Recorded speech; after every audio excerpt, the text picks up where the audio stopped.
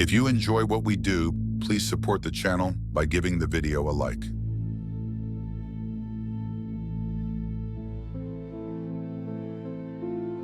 Gray rocks and grayer sea, and surf along the shore, and in my heart a name. My lips shall speak no more. Charles G.D. Roberts, Gray Rocks and Grayer Sea. Gods curse you, Whateley, curse you to Hades.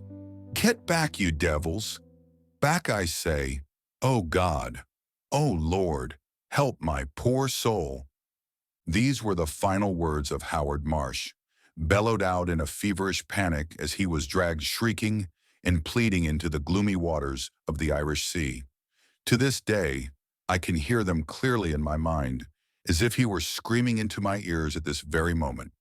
They haunt my every waking hour, but are especially repugnant at night, when the encroaching darkness diminishes my other senses, delivering the horrid utterances with an abominable, maddening clarity. In dreams, too, I find no salvation, for Howard's words and his awful face, twisted with shock and rage, assault my slumbering mind nightly. I have not slept a full restful night since I witnessed my friend's demise, snatched as he was from the jagged rocks beyond the lighthouse, where we had met on that terrible night 5 years ago. The lighthouse is gone now, its brine-soaked masonry scattered across the seabed, and destined to slowly erode into pebbles and then sand, and then finally nothing until it joins the abyssal fathoms that lurk deep beneath the waves. Though Howard Marsh's end had been of his own doing, pulled away from this earth by the very cosmic forces that he had once sought to embrace, I cannot help but pity him, for I am not convinced that his physical ruin erased all trace of the man, nor that of the other horror that had shared the lonely lighthouse with him. It is no simple endeavor to write an account of what I witnessed that forsaken night. My hands tremble with every vivid detail that I dare myself to recall, and what little courage remains me is fragile and fleeting. I have tried every earthly prescription known to mankind in my quest to blot out that terrible night from my mind, especially the dreadful end that befell Howard Marsh, but nothing satisfies. Liquor does not help. It only makes things worse, bringing on fantastic dreams of things Howard had only hinted at during our final conversation. I have had some success with morphine, but the White Lady's toll on mind and spirit only helps to erode away the memories I seek to retain while doing nothing to erase that evening of alien horror. In the hopes that I can finally banish away the nightly terrors for good, as well as following the advice of Dr. Fleming at Byron House, I will now recount in full that lonely, wind-wrecked evening I shared with Howard Marsh in that doomed, crumbling edifice that was once the St. Michael's Lighthouse. I had known Howard for nigh on 2 decades before driving out to that lonely stretch of coast to see him. We had met on board the Lady Lenore, a rather poetic epithet for a dull North Sea oil rig officially dubbed Auk Field Alpha by the Anglo and Nord Petroleum Company. I was Howard's senior back then, and I remember him as an energetic young man in his early 30s with a family. He was eager to learn the ropes of working on a rig and possessed an insatiable knowledge for all things. When not working, he would sit up in his bunk until the early hours, poring over historical texts and scratching down copious notes in his various journals. I will freely admit that during those early days I could not stand the man, and on more than one occasion we had nearly come to blows over his incessant midnight scribblings. Eventually I did soften towards him, and after a few conversations over a bottle of rum, I discovered that we had more similarities than differences, both being keen lovers of history. I felt sorry for him as well. Life is the new face. On board an oil rig can be hard, and it can take a while to adjust to being away from one's family. The other roughnecks teased him ceaselessly, ridiculing his appearance, in particular his large watery eyes, small ears, and thick, wide lips. Despite this, he worked hard and was offered a promotion in a relatively short time. Our foreman, Alan Bishop, was a man not easily impressed by others, but even he took a shine to Howard in his strong work ethic. One of Bishop's many habits was that he refused to use given names, instead barking out Marsh and Whateley whenever he needed our attention, which was frequent, given that we were part of the electrical maintenance team. This amused Howard, who also took to calling me Whateley and never by Doug, despite how many times I protested. Though he always displayed a diligence towards his work, I had the impression that Howard was more interested in the seas around the Lady Lenore than the rig itself, and I would often catch him staring out across the crashing waves while on the platform, or gazing out of the window in our bunk room whenever a storm interrupted our schedule. He wasn't on the rig for long, working less than 18 months in total across several long stretches of service. I remember our final day working together. He had expressed an interest to return home and to be with his love, Lavinia, whom I took to be his wife and mother of his children.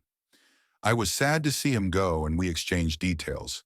He promised to write me as often as he could and keep me abreast of his future adventures. To give him his due, he kept his word, and every few weeks a letter from him would arrive from the mainland. I remember that first note distinctly because I was taken aback by its contents. Howard told me he had decided to join the Merchant Navy. Hardly a career for any man who had a longing to be by his family's side, I thought. He explained that his service aboard one of Great Britain's commercial vessels would afford him the opportunity to visit distant and exotic locations that he had always longed to see, including several islands in the South Seas that I had never even heard of. After 5 years with the Merchant Navy, he informed me that he and his wife had sadly divorced and that he had plans to immigrate to America, Massachusetts specifically. He explained that he had family living on the East Coast, in particular the towns of Kingsport and Innsmouth, and he had need of them to help unravel some mysteries in his own family tree that had so far evaded him. I lost contact with Howard not long after he left for the States, and to my great shame, had put him far from my mind once I retired from the rig and set up a small newspaper agents in my hometown of Barton in Cheshire to help see me through to my pension age. Compared to the rig, the work was easy, but painfully banal and dull. I would occasionally reminisce about my time on board the Lenore and look over old photographs of me, Howard, and the other lads. I did have an address for Howard, and on several occasions I started to pen a letter to him, but never managed to scribble more than a few lines before abandoning the endeavor. The more time that passed, the harder it became to write him, and so I resigned our time on the rig together as a fond memory and nothing more. As fate would have it, however, I unexpectedly received a letter from Howard, nearly 20 years since we had first met aboard the Lady Lenore. It arrived with the first post and was marked with a Cumbrian stamp depicting the beautiful green valleys of the Lake District. Opening the letter, I was at first quite shocked, not so much for its contents, but for the way in which it was presented. The handwriting was sloppy, childish even, and it took me several attempts to read the first few lines. It was a stark contrast to the elegant penmanship that was characteristic of Howard's past correspondences. Though I did not know it at the time, the words written down upon that crudely folded piece of paper would alter the course of my life forever and plunge me into an endless void from which I'm yet to emerge. The letter from Howard Marsh read as follows. Whateley, I hope this letter finds you in good health. I know that we have not spoken for some years, and I apologize for my lack of due diligence to the friendship we once possessed.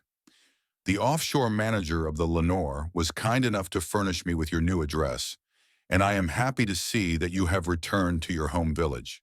You spoke so fondly of Barton during our time on the Lenore, and I hope you are settled and happy. Interestingly, I had cause to visit the village a few years back.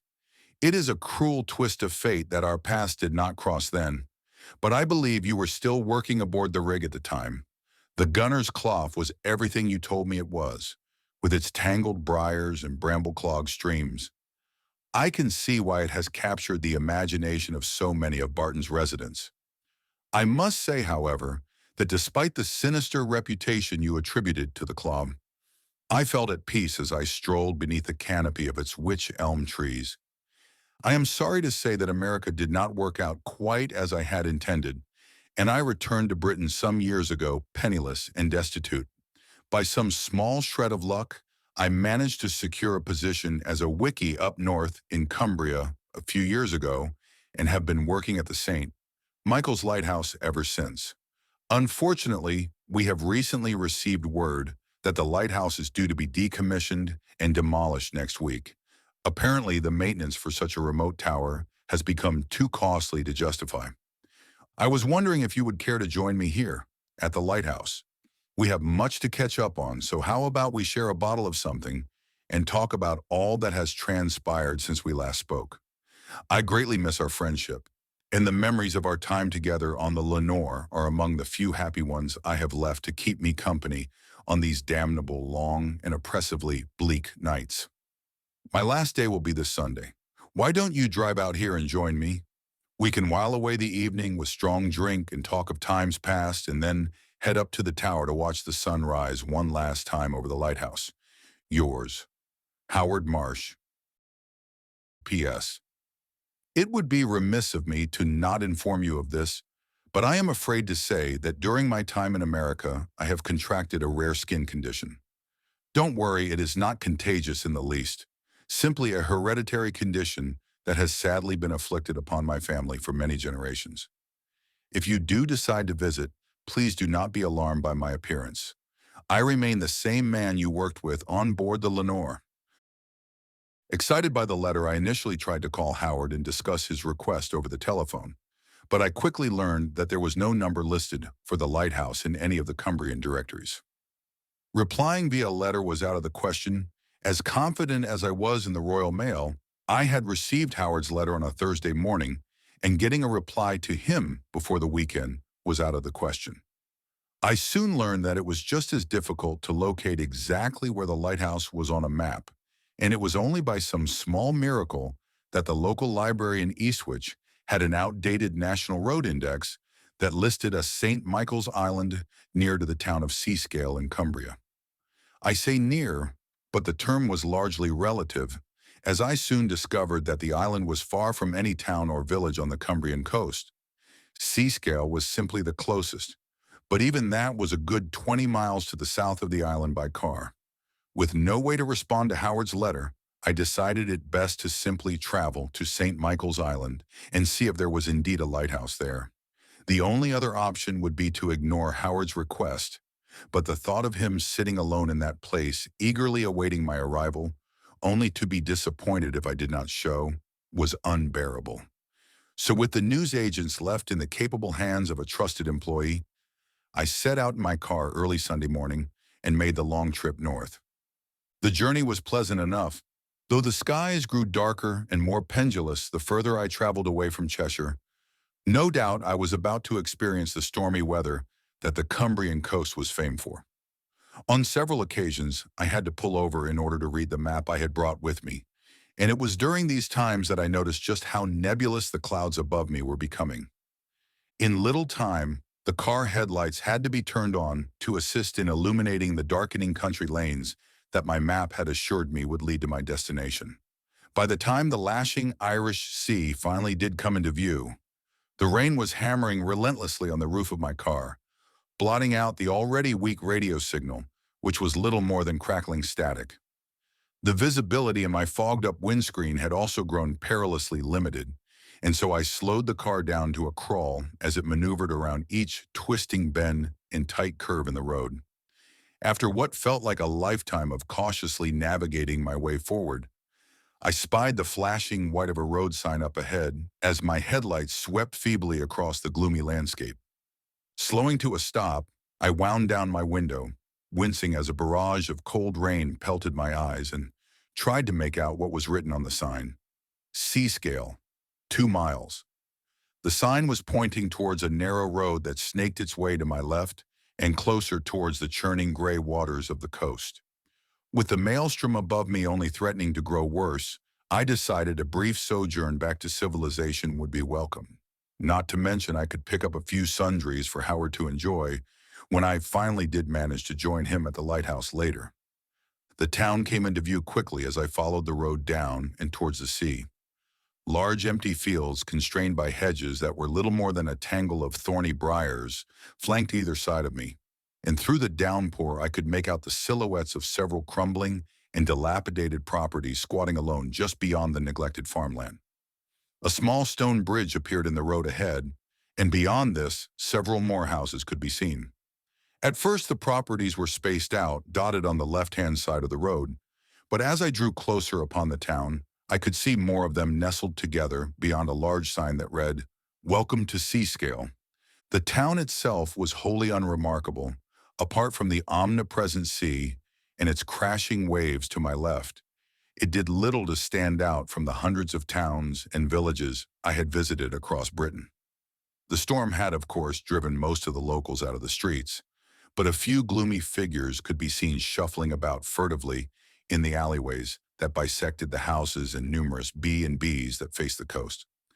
Turning right and following a road that led to a small tunnel beneath the railway overbridge, I emerged on the other side, finding a large stone hall looming to my right and a local church perched on a hillock in front of me. Passing the church and traveling towards what I guessed must be the town proper, I spied what looked like some kind of ongoing restoration project.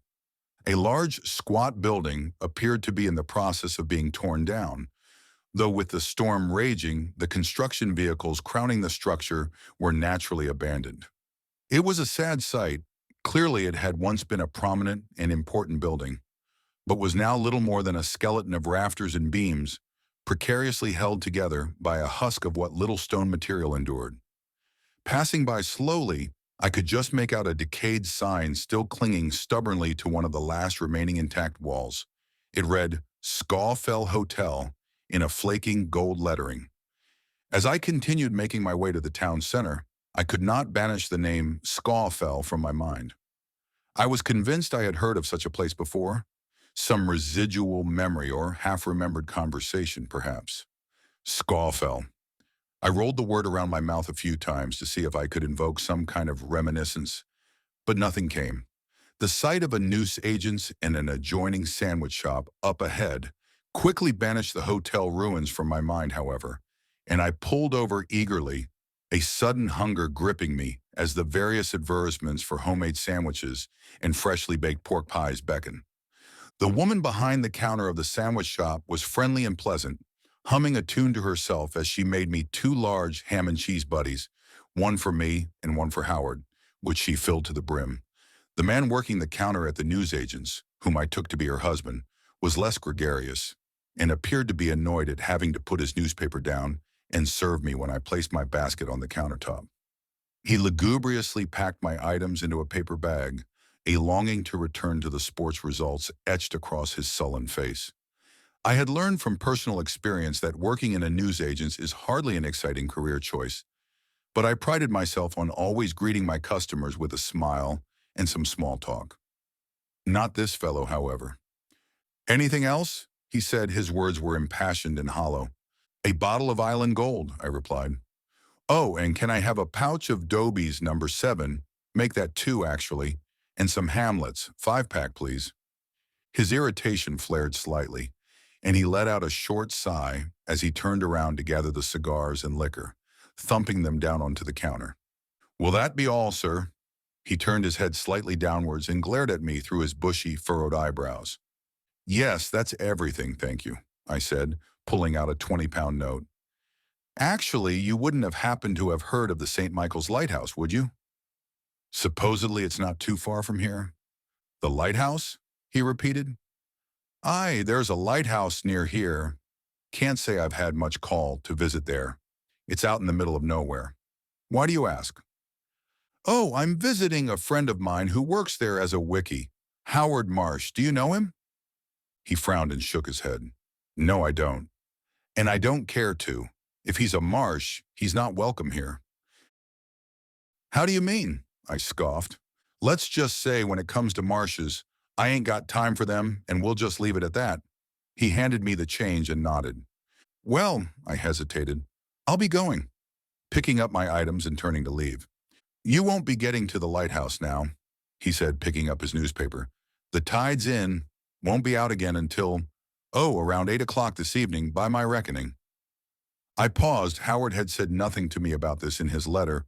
I had assumed the lighthouse simply stood on the coast. "It's what they call a tidal isle," he continued, not bothering to look up from his paper.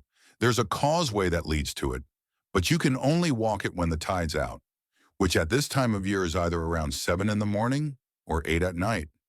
I glanced at my watch. It was barely 1. 8 o'clock, you say? He nodded slowly. How long is this causeway? I inquired with the realization that my meeting was now at the tide's mercy. Not too long. I think it's just under a mile or so. He flicked to the next page of his paper, a small smirk starting to creep across his lips. A mile? That's some distance. Is it safe? He slapped his newspaper down on the counter and stared directly at me for a few uncomfortable seconds before answering. Should be, I guess. There's a handrail attached to it. Just make sure you use it. The causeway's bound to be slippery, especially in this weather. He gestured outside at the torrential rain. It's safer than it used to be anyway, now that it's covered in concrete. Safer how? I asked. Before they covered it, it was a natural crossing to the island, or so I've heard the old codgers around here say. The Devil's Spine, they used to call it back in the old days. I suppose it was like that Giant's Causeway they have in Ireland. You know, the one made out of those columns shaped like, what do you call them? Hexagons? I suppose it was like that. That's interesting, I replied. The Devil's Spine? That's certainly a colorful name. How did it come to be called that, I wonder? How the bugger should I know? He snapped. Look, if you're that interested, there's a library in town, up on Gosforth Road. Why don't you go there and ask? I've got work to do. With that, he picked up his paper once more and shambled through a doorway behind the counter, grumbling to himself as he did so. Glancing at my watch again, I do have quite some time on my hands before the low tide, I thought. The talk of the causeway had intrigued me. It sounded just like the kind of thing Howard would have written about in his journal. Perhaps a visit to the local library would help to while away a few hours at least. And if I could learn some more about this Devil's Spine, it would give me and Howard something to discuss. After all, my life had hardly been one of note since we last met. The rain outside was refusing to let up, so I quickly popped open the boot of my car and threw the rum, cigars, and the rest inside before jumping back into the driver's seat. Gosforth Road was relatively close by, and had the weather been anything less than tumultuous, I would have cheerfully walked there. By car, the library took less than a minute to reach, and thankfully the lights illuminating the interior confirmed that it was open to the public. Running inside, I found the smell of the building to be earthy, smoky almost, with the unmistakable aroma of ancient, yellowed papers and aged leather. Like many libraries, it was deathly silent, and I quickly realized that apart from a young woman sat at the front desk, I was the only soul inside. The gruff fellow at the store had given me enough to work with, and I busied myself stalking the shelves and browsing the card catalog, looking for any local geographical or historical texts that mentioned St. Michael's Island, the lighthouse, or the Devil's Spine. After an hour, I had managed to assemble a small pile of relevant texts, which I immediately started to skim through in the hopes of finding any crumbs of information on my selected topics. The young librarian, whose name I learned was Annabelle, was kind enough to bring me some coffee as I scoured through the assembled books, as well as point me towards other sources of information, such as the local newspaper archive. Within a few hours, I had managed to piece together a small spider's web of fragmented stories, folklore tales, and historical documentation centered upon the St. Michael's Lighthouse and the surrounding island. The earliest mention of the isle appeared in the Cumberland Packet paper from 1776, which contained a reference to an Anglican vicar named Frederick Cooper. The paper reported that throughout the latter half of that year, Cooper had delivered a series of fiery sermons at the St. James Church in Whitehaven that addressed reports of blasphemers said to be operating in and around the Devil's Spine. The sermons spoke of strange noises, dancing lights, and unholy pagan rites that several unknown residents of Cumberland had been engaging in whenever the tide was low enough to permit entry onto the Devil's Spine and attached island, which at the time appeared to be named by the locals as the Witch Mound. The island's reputation was just as sinister as the Spine's, and from a tome dedicated to the geography of Cumberland, I learned that it once housed a curious arrangement of stone monoliths, not unlike those in Salisbury. These, however, appeared to be strange in their form, for they were not hewn or smooth, but geometric columns, similar to the hexagonal shapes that formed the devil's spine, only reaching much greater heights and widths. All manner of myth cycles and local folklore were attached to these columns, but the most prevalent was the legend of Long Polly, a spectral hag who was said to haunt the stones with her disciples. Her coven was said to call upon a terrible black demon that lived beneath the isle, and there was talk of dark pacts and sacrifices made to the stones at the times of Walpurgis and Hallows Eve. Frederick Cooper had warned his congregation on numerous occasions to avoid trafficking with the wicked sprite of Long Polly and her hellish imps in his sermons, and had also condemned the use of pagan offerings made to false idols. In particular, he appeared to be greatly vexed by the locals' use of a heathen hieroglyph said to ward off evil, and asked that his flock look to the Lord for their salvation from dark powers. There were later records of arrests made relating to these incidents, though the details were scarce, and the names of the perpetrators and the outcomes of the arrests were not published, and no other account of them could be found, at least not in the texts I had to hand. The only other mention of the witch mounds spoke of a local legend recorded in 1906 by the anthropologist and antiquarian Sir Robert Shaw in his book titled Cumberland Folklore and Devilry. Sir Robert had written of an account given to him by a sea-scale man who spoke of the strange noises that could occasionally be heard emanating from the rocks around the witch mound whenever the tide was out and the wind was strong. The sound was difficult to describe, for it resembled no known speech spoken in the region.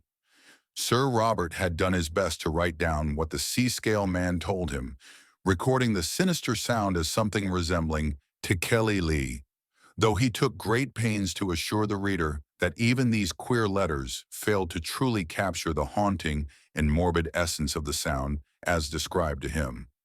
At some point, around a century after Frederick Cooper had first warned of the ill omens surrounding the island, the lighthouse had been commissioned and built upon the island, which had now been given the name St. Michael's.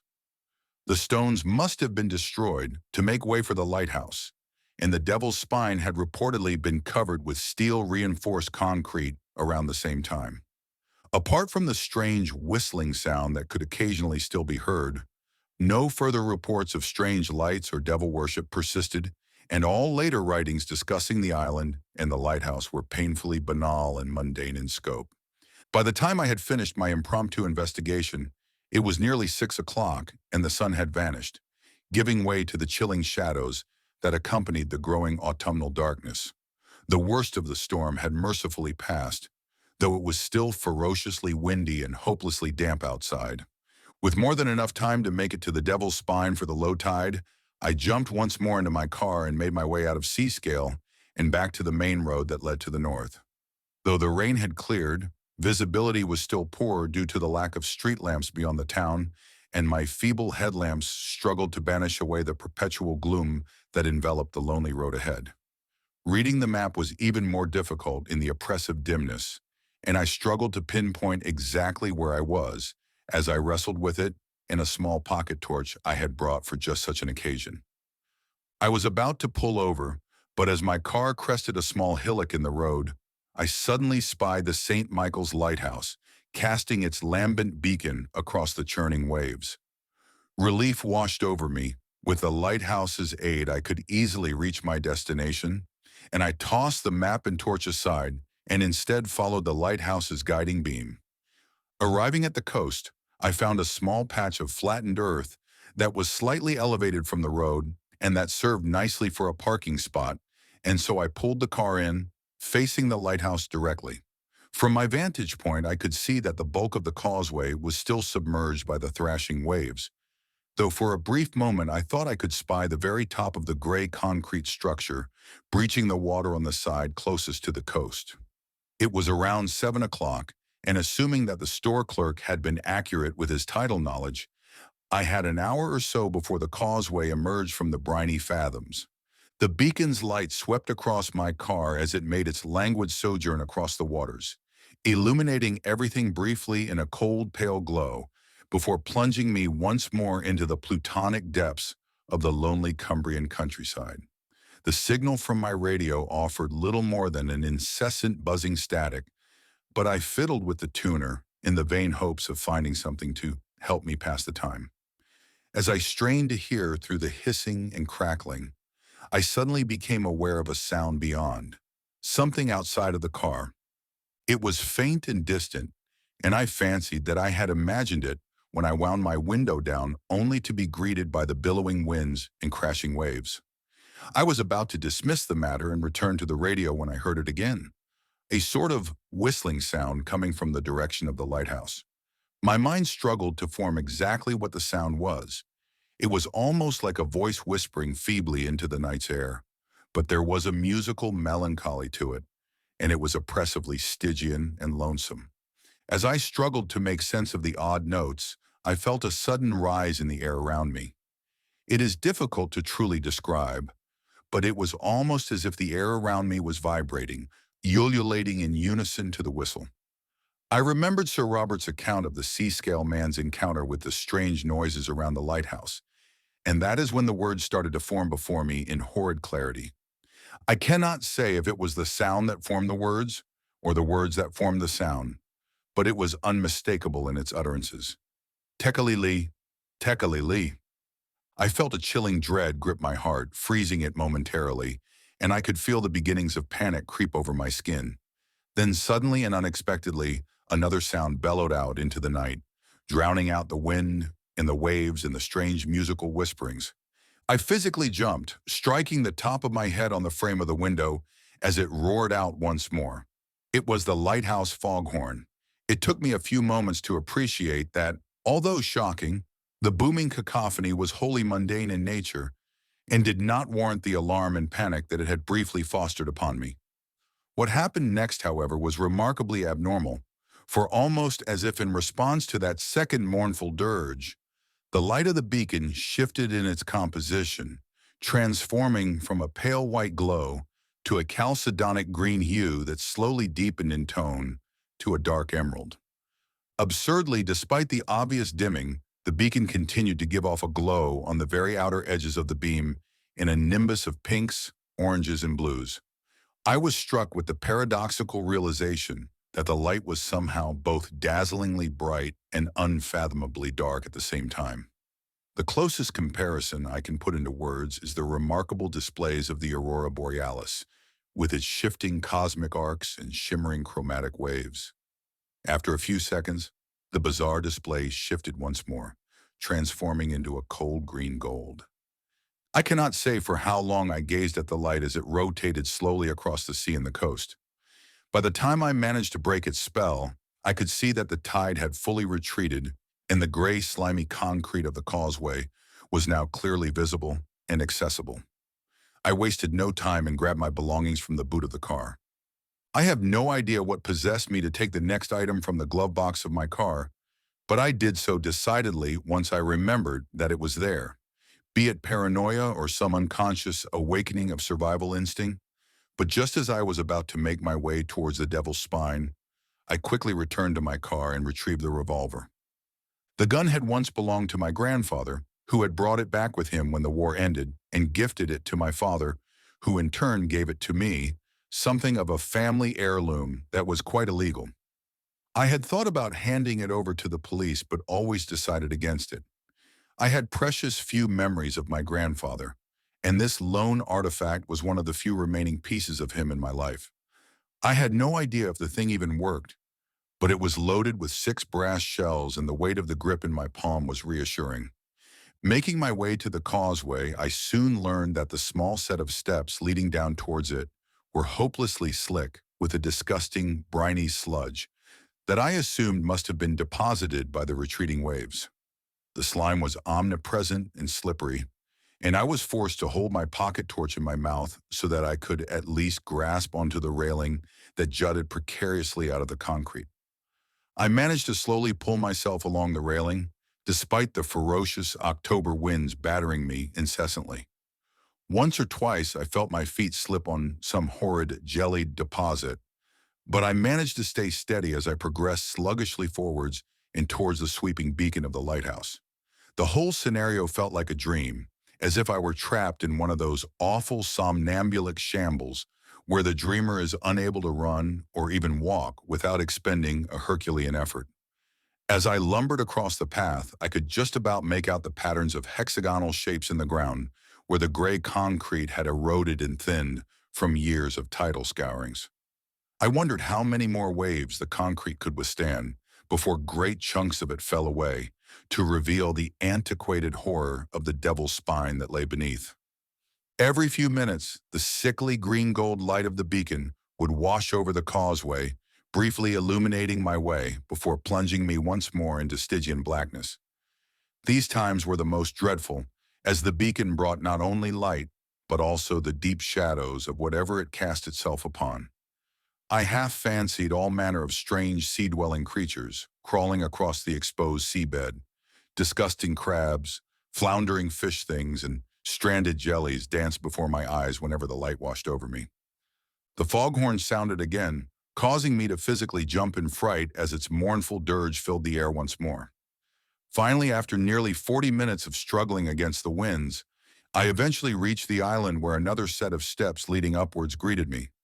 With one last burst of what little energy remained in my legs, I ascended them triumphantly. The island itself was small, with a lighthouse and adjacent stone cottage taking up the bulk of available space.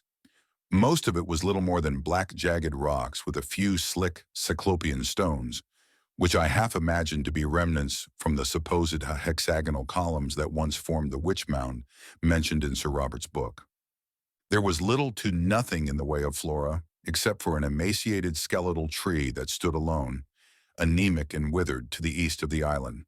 A small oil lamp attached to the wall of the cottage, with a large, rusted nail swayed rhythmically in the wind, its iron frame clanging against the gray slate from which the cottage was made. The adjacent door, which appeared to be crafted from little more than driftwood, was gnarled and decrepit and slightly ajar, banging and slamming against its frame. The lights of the cottage appeared to be on, though the shutters had been pulled across the windows, obscuring whatever lay in the rooms beyond. Lashed by the winds and soaked to the bones, I wasted little time in approaching the door and entering the cottage. A small hallway with 2 doors on either side greeted me as I entered.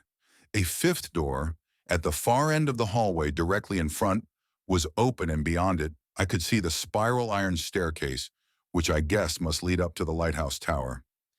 There was a coat rack crudely nailed to the wall on my left, with a few scattered coats, caps, and scarves piled up ignobly on the hand-carved pegs. Beneath them lay 3 sets of large boots, all of which appeared to be mud-clogged and sodden. I wiped my own boots on the coarse burlap doormat, expecting my friend to hear me and come out to greet me. I heard nothing, however, save for the muted winds still billowing outside. "Howard!" I shouted into the deserted hallway. "Are you there, Marsh?" "It's Whateley." Nothing. Shrugging, I removed my boots and placed them next to the others. I also removed my soaked coat and hung it up on what little space remained on the rack. Not wishing to intrude, but also motivated by the possibility of a hot cup of coffee, I walked to the nearest door on the right, making sure my footsteps were loud and deliberate in the hopes that my host would hear them. The room beyond was the bunk room, confirmed by the presence of 4 large wooden bed frames, each with a small chest positioned nearby for personal items. A small adjacent bathroom with a tin bath and an attached shower accounted for the next door. There was no toilet in the bathroom, so I guessed that there must be one in an outhouse outside. The idea of braving the storm in order to make use of that particular facility did not appeal to me, so I made a light-hearted note to myself to take it easy on the rum I had brought. The doors on the other side opened into a combined kitchen, sitting room, and study. The kitchen was basic, consisting of little more than a stove and some cupboards. I placed my bag of sundries upon the counter, again deliberately and with intent to alert Howard to my presence. When only silence followed, I instead decided to boil some coffee in preparation for my host's eventual appearance. The sitting room was dark, but looked somewhat cozy and comfy, with several large chairs positioned against the far wall, with a log burner between them, which I was overjoyed to see was currently aflame and glowing with the lambent embers of several burning logs. Above the fire, I could see an old portrait depicting a beautiful woman with long, flowing black hair and deep green eyes. I neared closer to warm my hands and take a better look at the painting, but instead noticed a small folded-up note with Whateley, scribbled in pencil, sat on the mantelpiece waiting for me. I picked it up and unfolded it, greeted by the same atrocious handwriting I had seen in Howard's letter. Make yourself at home. Making adjustments to the lens. We'll be down shortly. I had no way of knowing when the note had been written, but guessed that he had penned it sometime in the evening, knowing that I had missed the morning's low tide and my opportunity to cross the causeway before nightfall. At least he was home, I thought. Glancing around the room, I could see the walls were resplendent with sagging bookshelves crammed with various tomes, novels, manuscripts, and grimoires. The collection was eclectic and disorganized. Many of the books focused on topics such as geography, naval history, folklore, and ocean mythology. This is classic Marsh, I mused. How little he must have changed since I last saw him. One manuscript in particular stood out to me, yellowed and frayed. It looked hopelessly ancient and crinkled next to the various books and tomes. I reached out gently with both hands and pulled it from where it had been sandwiched between a small leather-bound book titled De Vermes Mysteries and a larger worm-eaten text called Unosprechlichen Kulten. The manuscript appeared to have been well read, with notes scribed upon the cover haphazardly. The title, Things of the Water, was scrawled in a spidery, handwritten script on the inside of the cover, with the words Kathat Aquadinnen in parentheses underneath. I moved closer to the glowing log burner and angled the manuscript so I could see more of the text inside, noticing some signs of fire damage along its edges. The light, however, did little to illuminate the actual purpose of the manuscript, as it moved dizzyingly from one topic to the next with no discernible order.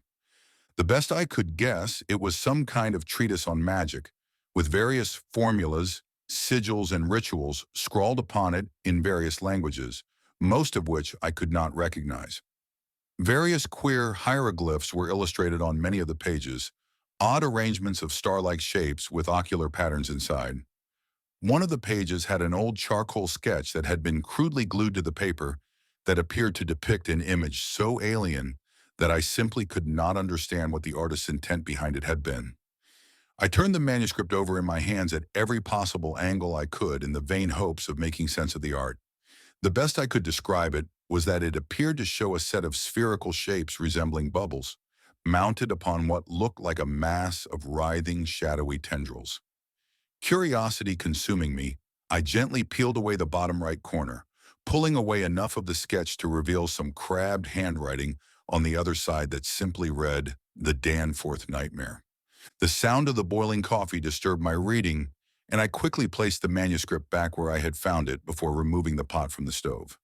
The smell of the coffee was warm and inviting as I strained the thick black liquid into 2 clay mugs I found on the counter nearby. I was about to call out to Howard once more, but the sounds of footsteps coming from beyond the kitchen made this unnecessary. Excitedly, I grabbed the 2 mugs and made my way into the hall, ready to surprise my friend. The sounds were coming directly from the door at the far end of the hallway, or more precisely from the rickety iron staircase beyond. The footsteps were slow and heavy, but regular, and I guessed that Marsh was likely fatigued from a hard day of work. Still, there was something unaccountably off about the metallic thudding that accompanied the sound as it echoed in the chamber around the stairs.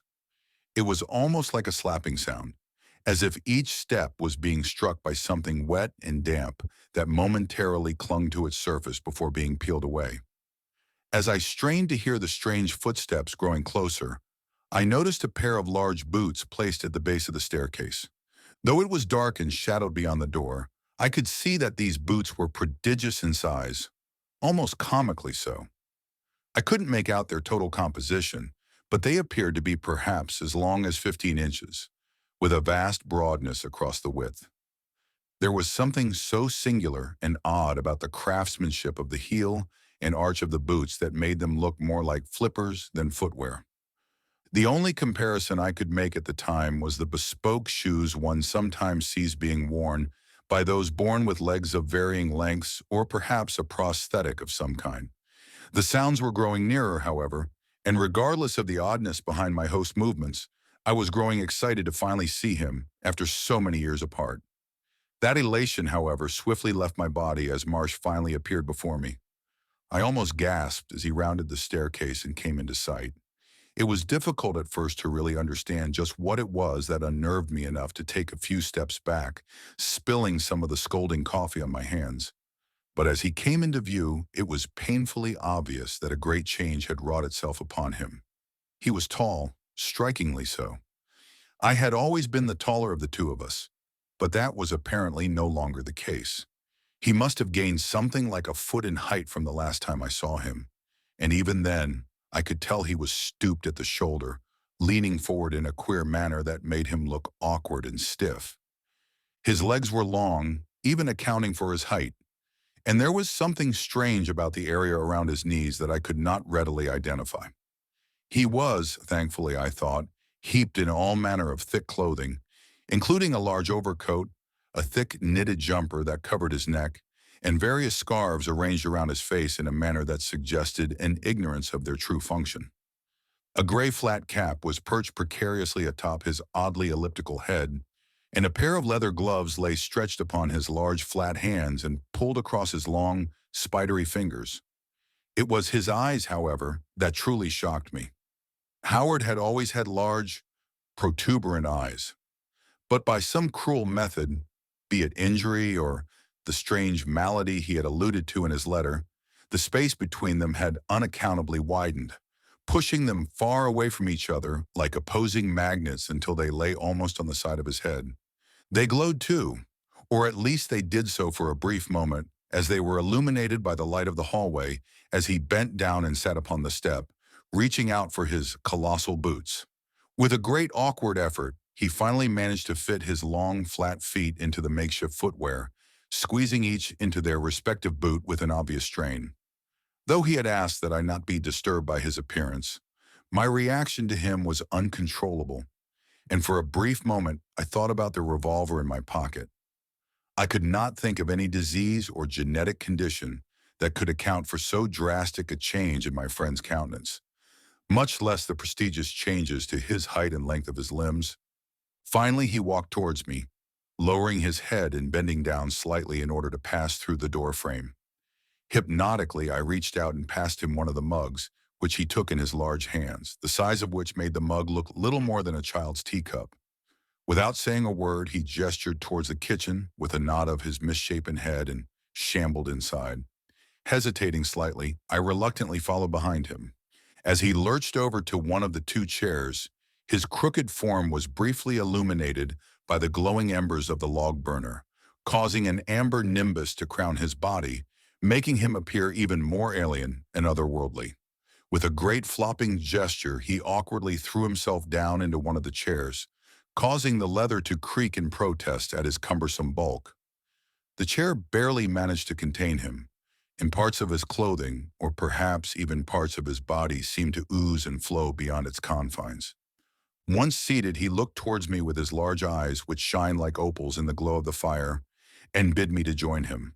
As I neared closer, I detected an awful fishy smell that seemed to linger over him, that intensified with proximity, and I shuddered internally to think at what manner of uncleanness could be responsible for such a stench.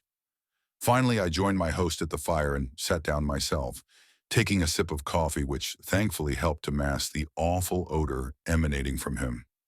He said nothing, but continued to stare at me with those large, watery eyes, neither of which so much as twitched, let alone blinked, as we sat opposite one another in the shadowy dark.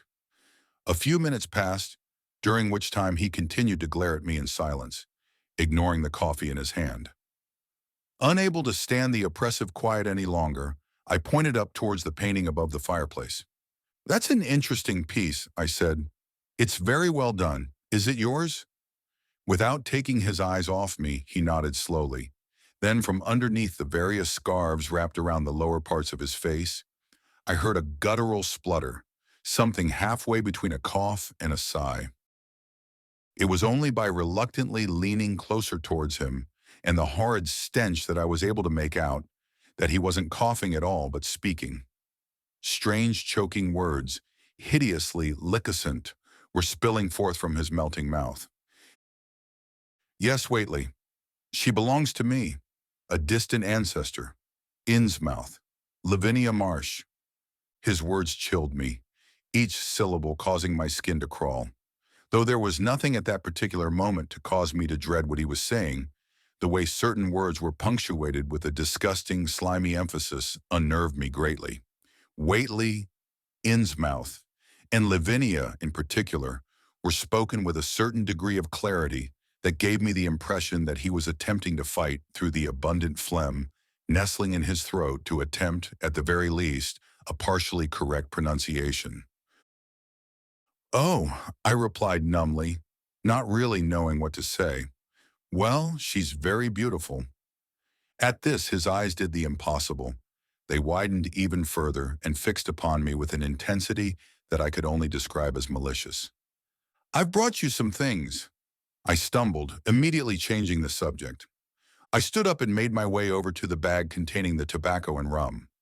The removal of my nostrils from that miasma of sickening fetor that surrounded him was a welcomed reprieve and reason enough to move. But the way he had glared at me when I mentioned the painting had me in a panic. Regardless, I produced the cigars and liquor from the bag, ignoring the sandwiches, as the stench had killed any appetite I may have had. I turned to face him, goods in hand. Look, your favorites, Island Gold and Hamlet's. He was standing up now, his back facing me. I could see that he was removing the portrait from the fireplace, reverently holding it in his hands before placing it down by the side of his chair.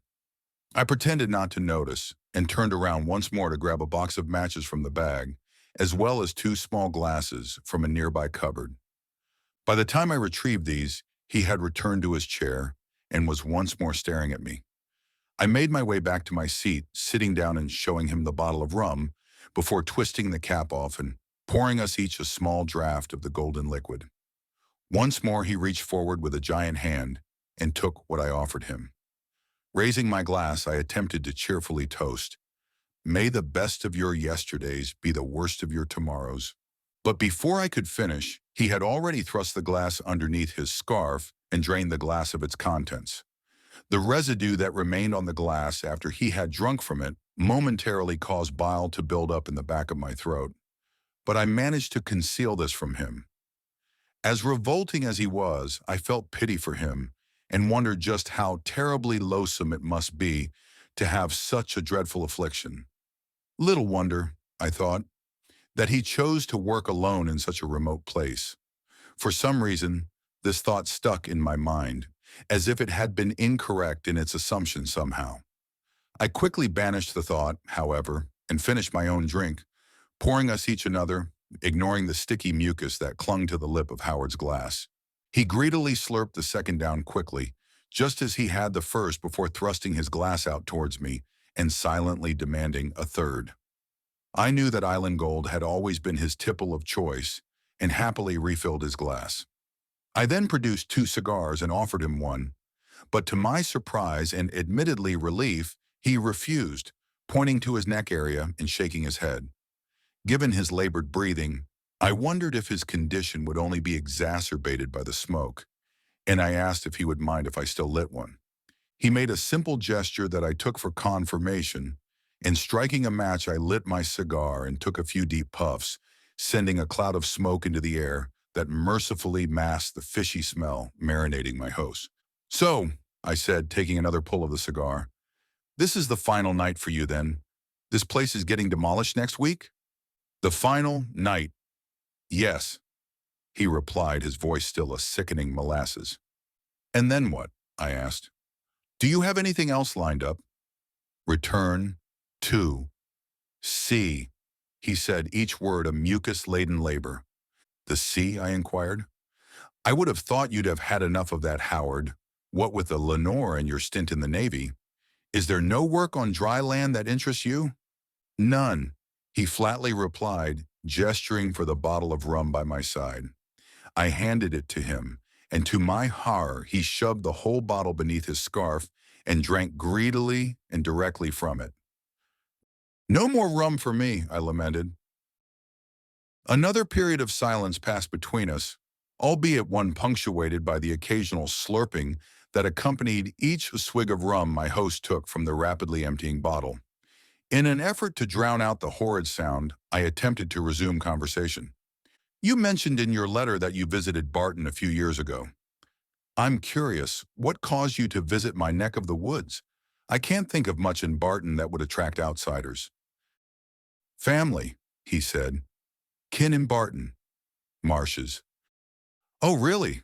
That's interesting. I knew a few of the Marshes living in town.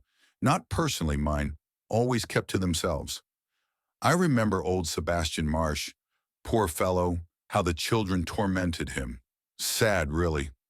I remember going down to the Gunner's Clough as a kid and seeing that strange cottage he lived in.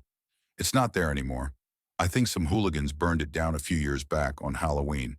Nearly took the whole woodland with it. I wonder whatever happened to him." "Returned to sea," he replied again, his words now even more slurred now that the rum had hit him. "How do you mean?" I asked.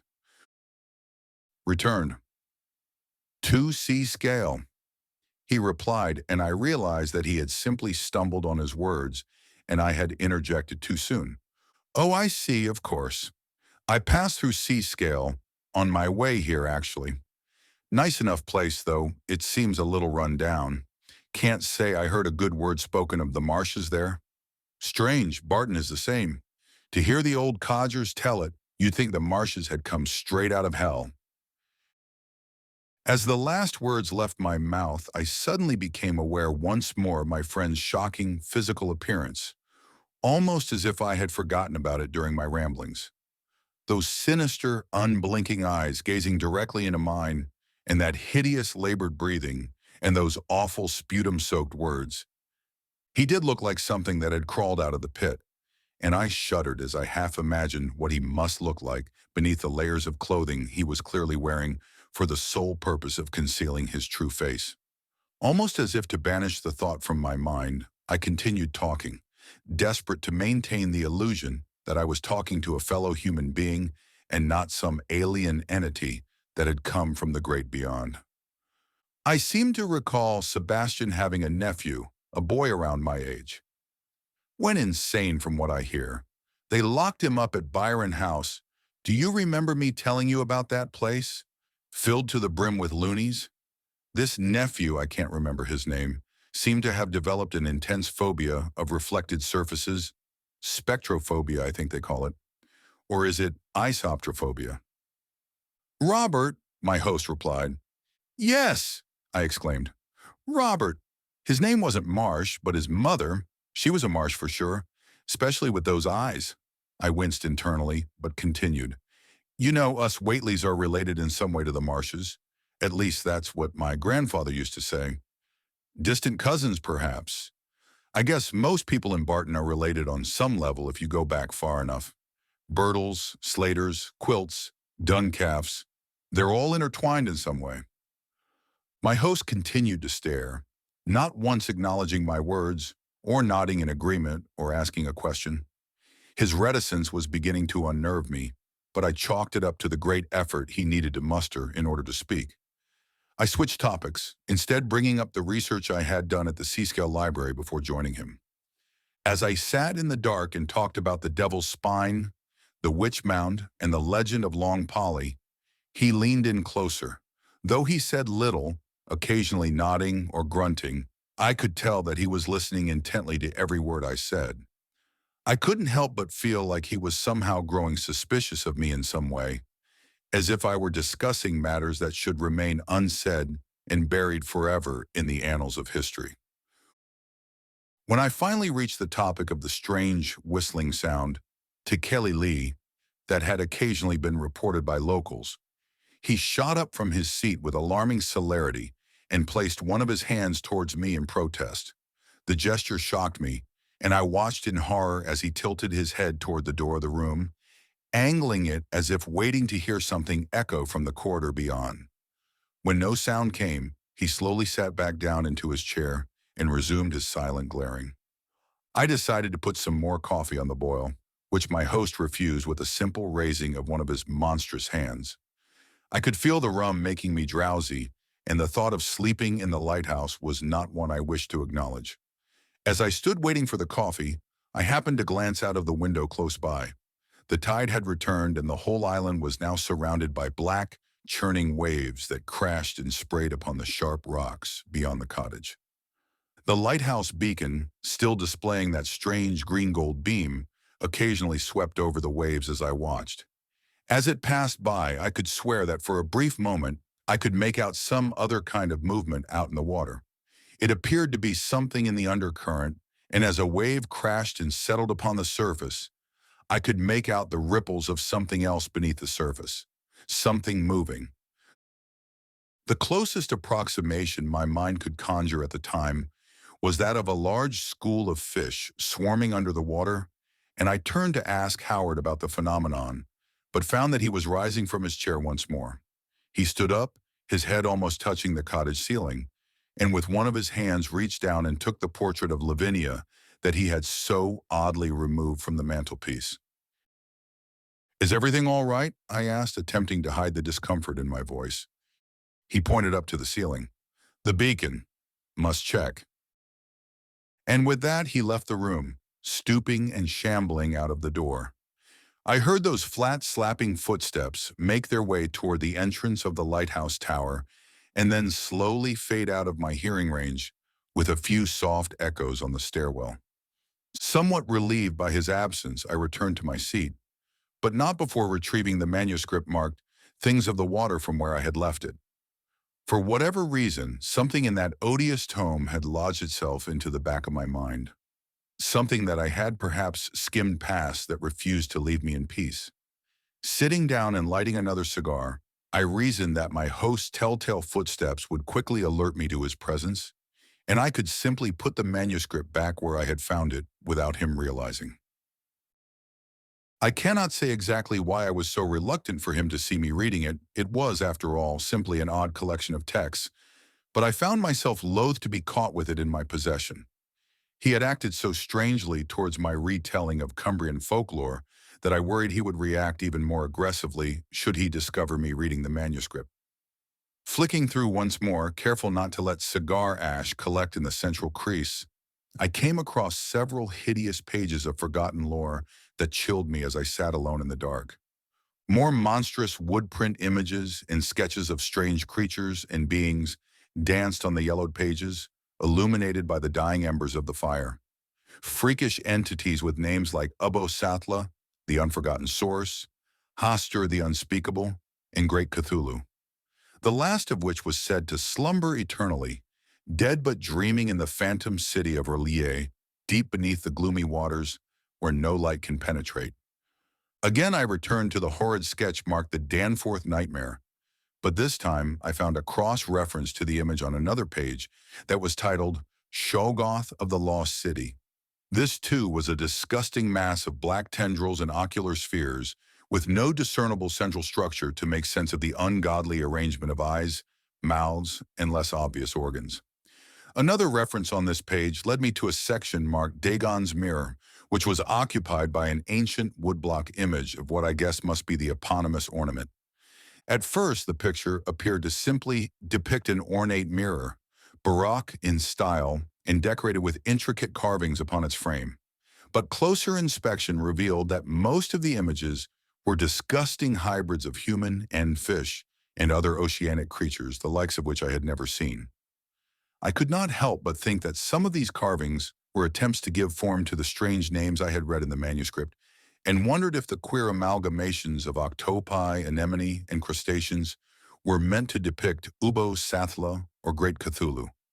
It was then, after turning the page, that I came across the item that unnerved me far greater and with an awful intensity than any of the previous drawings, incantations, and rituals combined. It dropped onto my lap as I angled the manuscript closer towards the light of the fire. It was a small, folded-up piece of paper. Placing the rest of the tome to one side, I unfolded the object, expecting to be greeted by another monstrous sketch, but instead found it to be a letter. Dear Mr. Elliot, the UBO formula you sent me did indeed work, and through it I was able to glimpse the depths of Yahanthle, and beyond even that to the corpse city of Rilia. I cannot say where I will make the trip to first, providing of course that the sign works as intended. As you are already aware, my time on this plane is fleeting, and the transformation has only been accelerated by my use of the formula. The mirror is indeed a conduit between this earth and those who dwell outside. Its original purpose, as far as I can tell, was to call them down from the stars, as well as spy upon those who dwell in different times and different spaces. Its creator is believed to be none other than Abdul al-Hazred, the author of that dread tome we call the Necronomicon. I have also read, however, that it is even older than this, with some texts stating that it hails originally from some unnamed city of brass domes and rubied spires that once dominated the southern plains of the lost Hyborian age. The Order of Dagon, fearing that the mirror could be used to summon the dread protoplasmic horror from beyond the 6,000 steps, had the thing removed from Innsmouth, where it eventually found its way into Dunwich. They could not destroy it, you understand, for even the deep ones fear the reprisals of he who is not to be named. My grandmother, Lavinia Whateley, through her inhuman father, inherited the mirror and fled Innsmouth with that rogue warlock, Abner Marsh. I cannot tell you exactly how I came to acquire the mirror. There are, of course, other parties involved in this matter who wish to remain nameless. However, as promised, should you find time to attend the next Walpurga Sabbath, I will introduce you to Mr. Pendle's latest form, as well as that extraordinary painter of nightmarish canvases, the immortal Mr. Bickham. This will be my last letter to you. For now, recite the incantation of the black goat every seventh night, and you will know the faceless things of the air who take their body from human blood. And you may call upon them to take you to the Sabbath, should you choose to join me there. It is likely that by this time, my transformation will be complete, and I will be in a much stronger position to show you the final seal that will awaken the Shoggoth. I am yours in the name of Father Dagon and Mother Hydra, Sebastian Frederick Marsh. I reread that last line several times, stunned by the name that only a few hours ago I had discussed with Howard. Could this really be the same Sebastian?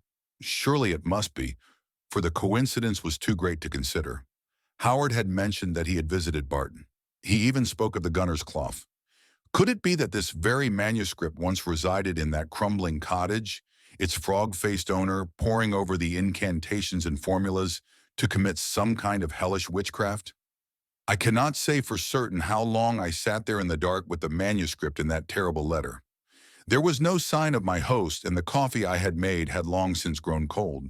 The fire had almost died, and I hastily threw a few more logs onto the embers, determined that the darkness would be kept at bay by its light and warmth. The roaring of the waves outside had intensified, and they were now accompanied by a howling wind that blustered around the cottage, rattling the windows and driftwood doors like dry bones. Despite the waves and the wind and the occasional crackling of the fresh logs, I must have somehow managed to drift off, for my mind was carried away into the blissful oblivion we call slumber. It was to be the last restful sleep of my life. It was the blast of the foghorn that awoke me suddenly from my dreamless sleep, jolting me as if I had been struck by a thunderbolt. It bellowed out again from the top of the lighthouse tower, so close and so loud that it caused the very walls of the cottage to shake. The waves outside were crashing with an intensity I had never heard before, and when I peered out from the window, I found to my horror that the black, roiling mass was now only 20 or so feet away from the cottage. They had somehow risen to engulf most of the island, leaving behind only a small patch of rocks upon which the lighthouse and cottage now stood precariously. Again the foghorn roared, so loud this time that I covered my ears with my hands. Frantically, I left the room and made my way towards the tower staircase, determined to see if I could find my host and ask him to cease the infernal bellowing, or at the very least find something to cover my ears. Upon reaching the doorway to the stairs, I was once more greeted with that god-awful, fishy stink that seemed to cling to Howard and all that he touched. I could see that his large, misshapen boots had once more been placed at the base of the stairs, and I made my way over, producing the pocket torch I had brought with me. The feeble beam managed to penetrate the darkness of the stairwell, but not so much as to banish the oppressive darkness of the tower base. I stepped over the boots, covering my nose from the stench that was covering them. Slowly, torch in hand, I began my ascent up the rickety staircase, which spiraled upwards and into the shadowy blackness above. I could make out a glow at the very top, that same phantom golden green that had emanated from the beacon. It was then that I noticed the first piece of discarded clothing on the stairs. It was one of the scarves Howard had worn around his face. The torchlight revealed that it was covered in some translucent jelly, something akin to frog spawn, I thought. I did my best to avoid coming into contact with whatever disgusting organic mass it may have been, only to find more clothing articles as I continued my journey upwards. A coat, some more scarves, a knitted jumper, a cap, even a pair of trousers. Each was either dripping with a gelatinous mess or encrusted with a stale yellow-green deposit that resembled fish scales. The last article, a stained vest, was found just outside the service room at the very top of the stairs. The glow from the beacon was now more intense, creating a nimbus of light that faintly illuminated the workbench and various boxes stacked against the walls of the cramped room. A small wooden ladder led to a trapdoor above, through the cracks of which the strange light shined even more intensely. I paused at the base of the ladder. The foghorn had not sounded again since I started my ascent, and I prayed that it would not do so again. At this proximity, it was likely to deafen me. There were, however, several other sounds coming from beyond the trapdoor. One was that awfully familiar slapping sound of Howard's large feet pacing back and forth above me. The others were voices, one a croaking, coughing, guttural sound that I too took to be Howard, and the other was a softer, feminine voice, seductive and gentle. Making out what they were saying was difficult, and so I gingerly took to the ladder and made my way up, slowly pushing the trap door just enough to see and hear what lay beyond. The glow was blinding. The lighthouse lens appeared to have ceased revolving and was instead now fixed in place. Attached to the lens by means both mechanical and electrical was an object that almost caused me to cry out in panic, for it was the mirror, Dagon's mirror, that loathsome device illustrated and discussed by Sebastian Marsh in that dreaded manuscript, replicated before me with abominable accuracy. Though I could only make out part of the mirror through the glow, it looked even more hideous, resplendent in its full, ornate horror and oceanic regalia. The light casting from its surface was impossibly radiant, making it difficult to see who or what was also in the beacon chamber with me. I could see a figure, which I took to be Howard, given the odd proportions and contours of his body that I was now fearfully familiar with. He was indeed pacing back and forth, each movement and jerk of his body a blasphemous mockery of human gesticulation. Mercifully, I could not see his face, only the outline of his elliptical head, and each time he spoke, he turned to face the surface of the mirror. The woman's voice I could not place, however. It almost appeared to echo around the chamber with no obvious source. I could not tell if it was something that existed only within the confines of my own mind, or if it was some kind of floating specter all around me. It was only Howard's voice, that repeated certain words or spoke in response to the woman's voice, that convinced me that what I was hearing was real and not imagined. "The stars are right," she spoke. "The blood of this last offering will awaken the spawn of Ubasathla, that blasphemous abomination without form from beyond the 6,000 steps. It will awaken Father Dagon and Mother Hydra from the fathomless depths, and we will dance and frolic for all time." "But he is my friend," Howard's voice replied, somehow clearer and more human than before. "I gave you the keepers here. I gave you my wife, my children. How many more? You promised that when this was over, I could go back. I don't want to be this thing anymore." "And you shall, my child," the woman promised. "The old ones have that power.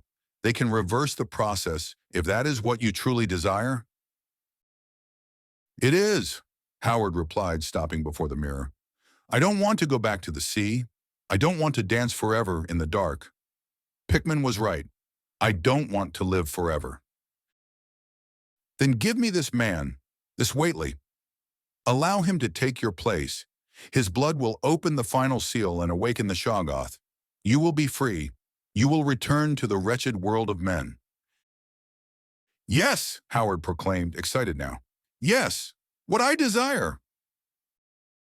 The guttural, phlegmy tone had returned to his voice now, drowning out the humanity that had briefly surfaced within him.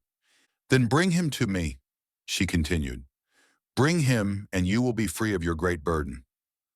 I sensed movement, and then with a sudden and terrifying alacrity, he was upon the trapdoor. I cannot tell if he had heard me or was simply on his way to claim me from where he thought I must be in the study, but his motions were too fast for me to react to. The light from the mirror struck me as the trapdoor flew open, and I shielded my eyes from the blinding glare.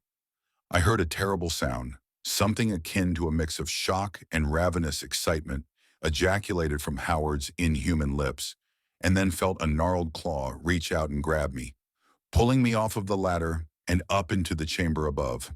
The glow was now overwhelming, and I couldn't make out much beyond the mirror.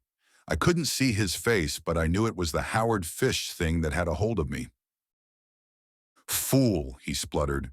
"They want you, Whateley. They are taking you, not me. Down to the depths you go. Down the 6,000 steps to the Shoggoth." I fumbled frantically, desperate to retrieve the old service revolver from my pocket, praying to whichever god would listen, that when I did find it, it still worked. My other hand I used to hopelessly try to wrangle free from his vice-like grip, but his was too strong. I felt my fingers move across his awfully wet and scaly arms as he lifted me higher, and I could now feel the top of my head glance across the chamber ceiling. He was taking me towards the mirror and closer to the sounds of the unseen woman's sardonic laughter. "Howard," I screamed, "if you're in there somewhere, please, let me go. I don't want to hurt you." He laughed. "Hurt me? You cannot hurt me. I am eternal." He laughed once more, but by this time I had found the revolver, the feeling of its grip in my palm a blessed relief. I pulled the gun free and, unable to truly see what I was firing at, I cocked the hammer back and pulled the trigger. The shot boomed into the chamber, causing a sharp ringing to spike in my ears. I must have struck something, for I heard him cry out in pain, though his grip on me did not cease. I fired again, another shot ripping through the air, and this time he mercifully let go, roaring with an inhuman cry. Now on my knees with no time to stand, I fired a third shot. This one missed, instead ricocheting off the iron window frame and striking the surface of the mirror. I heard a deep and low cracking sound, like a whaler breaking through the thick Arctic ice, followed by a crystalline shattering sound as the brilliant radiance around us vanished, plunging the entire chamber into blackness. I heard the faint cry of a woman scream out in pain as a million shards cascaded to the floor. "No!" I heard Howard scream, his bulk floundering on the floor. I wasted no time and, mad with panic, leapt down through the trapdoor and towards the staircase. I heard something heavy drop behind me, followed by the frantic slapping of inhuman feet. I did not have a plan. I just knew that I did not want to stop running, even if it meant drowning in the waves outside, for the merciful embrace of Triton was preferable to facing the horror behind me. The speed at which I descended the stairs must have been prestigious, as each article of Howard's discarded clothing caused me to jump several sets of stairs in one bound. I think I injured my ankles, but the adrenaline coursing through my body allowed me to continue. I heard my pursuer roar behind me, spitting out all manner of curses and threats as I reached the bottom of the staircase. I could see the driftwood door at the other end of the corridor that led to freedom and hobbled forward, hearing something heavy hit the ground directly behind me. In one last burst of mad hysteria, I quickly turned heel and, with my eyes closed, fired the remaining 3 shots in the direction of the stairs. The first 2 must have missed, but the last found its mark, and I heard another scream of rage and pain. I turned and sprinted as fast as my legs would allow toward the door, slamming into it with my shoulder. The wind outside was howling madly, and the black waves were now even closer to the cottage than before. Barely 10 feet of jagged rock stood between me and the briny depths. It was then that I saw the sight that mercifully permitted me to pass out and escape from this nightmarish scene.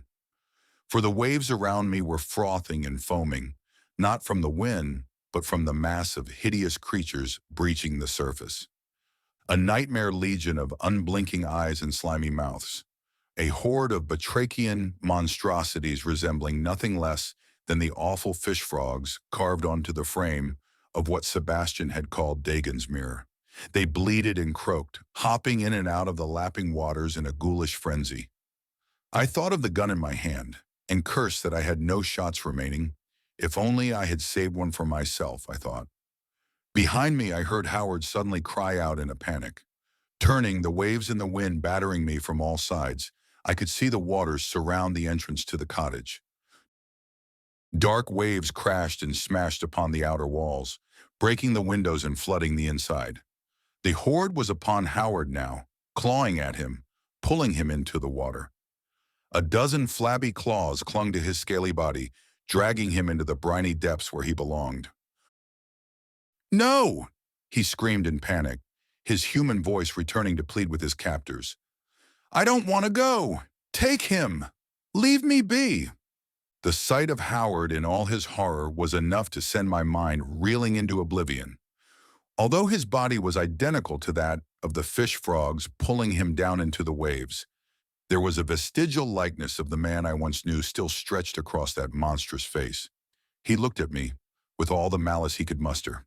As I felt the sweet embrace of nothingness consume me, those final words cried out in the coming darkness that I happily welcomed.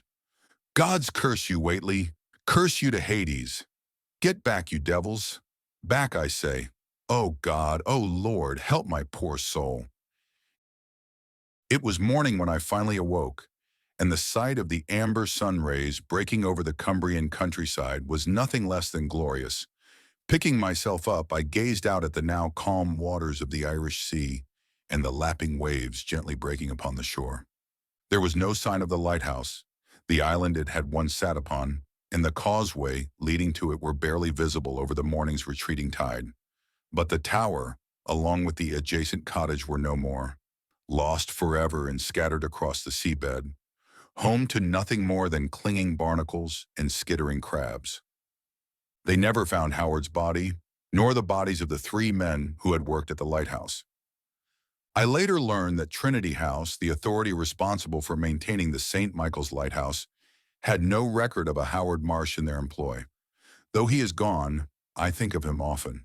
I have dreams, vivid, terrible dreams, in which he is forced to eternally dance and frolic in the forgotten and fathomless depths of the corpse city, forced to live forever as one of the fish things, longing for the day when he and the rest of his kind shall rise up out of the ocean and reclaim the earth in the name of Father Dagon and Mother Hydra. Though the horror he and Lavinia had sought to unleash upon the world has been dispelled, I cannot help but wonder what became of the mirror. Surely it is gone, its 1,000 shards swept out across the seabed, and its hideous frame bent and warped by the waves' ceaseless crashing. I wonder if such a thing can ever truly be destroyed. And what of the Shoggoth? Has that formless horror been returned to its eternal slumber beneath the 6,000 steps that lay deep below the Witch Mound? I can only pray that it has. And yet every night I hear it. Whenever Howard creeps into my dreams and I see his awful face and hear his awful voice, there is something else, something outside, something beyond. I can hear it now as I write down these words. Tekeli Lee. Oh God, it's here, the revolver.